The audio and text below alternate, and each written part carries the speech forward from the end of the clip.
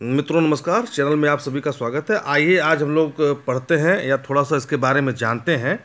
The protection of women from domestic violence act 2005। ठीक है, यह जो है 2005 का अधिनियम संख्यांक 43 है, 43। ठीक है, घरेलू हिंसा से महिलाओं का संरक्षण अधिनियम 2005।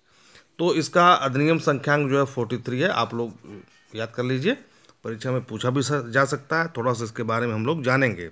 मैंने इसके बारे में नोट्स बना दिया है, जल्द ही अपने चैनल पर मैं आपको वह नोट्स उपलब्ध करा दूंगा। आइए थोड़ा सा जानते हैं।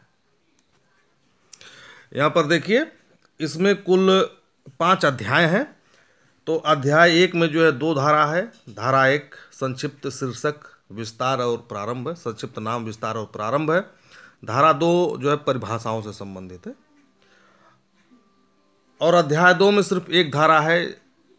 अध्याय 2 घरेलू हिंसा से संबंधित है। और धारा 3 काफ़ी महत्वपूर्ण है। आपसे पूछा जा सकता है परीक्षा में कि घरेलू हिंसा कहाँ परिभाषित है। ठीक है ना, तो घरेलू हिंसा की जो परिभाषा है धारा 3 में दी गई है। आइए आगे बढ़ते हैं। देखिए अध्याय 3 आप लोग देखें तो अध्याय 3 है संरक्षण अधिकारियों, सेवा प्रदाताओं इत्यादि की शक्तियां और कर्तव्य। ठीक है, तो अध्याय 3 में कुल जो है 4 से लेके 11 तक धारा है। धारा 4 है संरक्षण अधिकारियों को सूचना और सूचना देने वाले के दायित्व का अपवर्जन। ठीक है, धारा 5 है पुलिस अधिकारियों, सेवा प्रबंधकों और मजिस्ट्रेट के कर्तव्य। धारा 6 है आश्रय गृहों के कर्तव्य, जहाँ पे आश्रय लिया जाता है। ठीक है, शेल्टर होम जिसे कहते हैं। धारा 7 है चिकित्सा सुविधाओं के कर्तव्य। धारा 8 है संरक्षण अधिकारियों की नियुक्ति कौन करेगा। ठीक है, यहाँ पे देखिए धारा 8 है संरक्षण अधिकारियों की नियुक्ति कौन करेगा। धारा 9 है संरक्षण अधिकारियों के कर्तव्य और कार्य। धारा 10 है सेवा प्रदाता क्या है। धारा 11 है सरकार के कर्तव्य। यहाँ पे सरकार के कर्तव्य में सेंट्रल गवर्नमेंट और स्टेट गवर्नमेंट दोनों आएगा। आइए आगे बढ़ते हैं, हम लोग थोड़ा जानते हैं विशेष। यहाँ पर देखिए अध्याय 4 है, यह धारा 12 से लेकर धारा 29 तक है। अध्याय 4 जो है धारा 12 से धारा 29 तक है। अनुतोषों के आदेशों को प्राप्त करने की प्रक्रिया। ठीक है ना। धारा 12 है मजिस्ट्रेटों को आवेदन, मतलब जब केस फाइल होता है उसके बारे में बताया गया। धारा 12 में मजिस्ट्रेटों को आवेदन, सुनवाई की पहली तिथि जो 30 दिन के अंदर हो जाएगी जब आवेदन होगा। ठीक है, निपटारा 60 दिन के अंदर, प्रथम सुनवाई से 60 दिन के अंदर हो जाएगा। मैं आपको डिटेल से बता दूंगा, थोड़ा सा आप इसके बारे में जान लीजिए। धारा 13 सूचना की तामील 2 दिन के अधिकतम है। धारा 14 है परामर्श। ठीक है, सेवा प्रदाता से 2 माह से अनधिक अवधि के अंदर नियत करेगा। ठीक है, धारा 15 है कल्याण विशेषज्ञ को सहायता। धारा 16 है कार्रवाइयों का बंद कमरे में होना।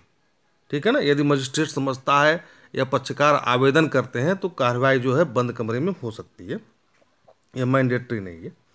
धारा 17 है साझेदारी की गृहस्थी में निवास करने का अधिकार। बहुत महत्वपूर्ण धारा है ये। ठीक है, धारा 17 जो है काफ़ी महत्वपूर्ण है।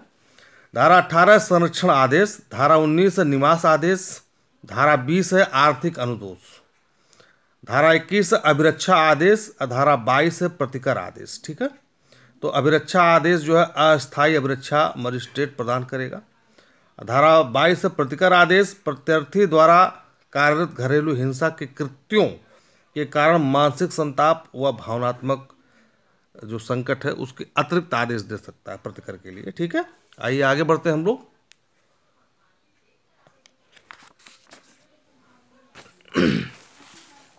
थोड़ा सा जानते हैं।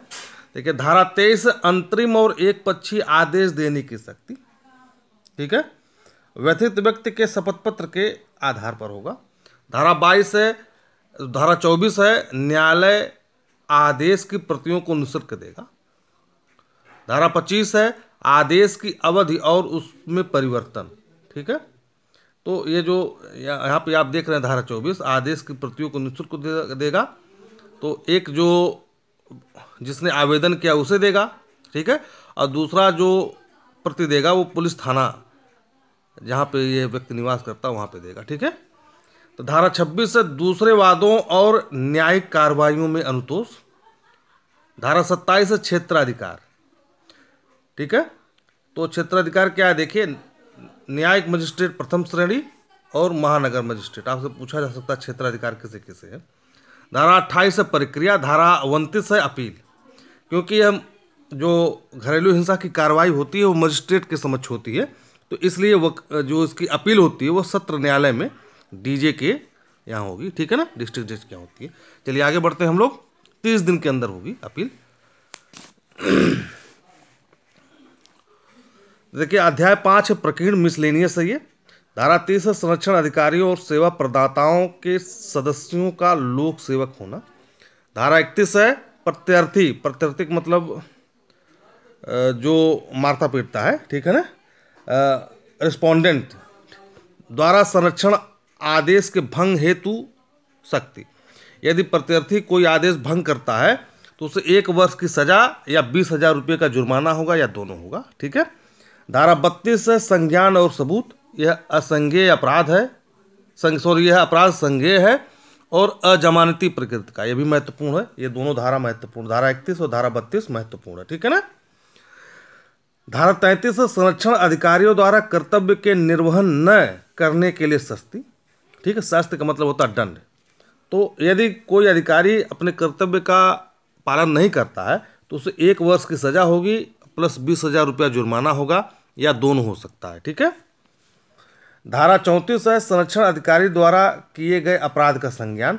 राज्य सरकार स्वयं ले सकती है या इस निमित्त नियुक्त प्राधिकारी के पूर्व अनुज्ञा से ही परिवाद होगा, अन्यथा नहीं होगा। ठीक है। धारा 35 है सद्भाव में की गई कार्रवाई से संरक्षण। ठीक है। धारा 36 है अधिनियम का किसी अन्य विधि के अल्पीकरण में न होना।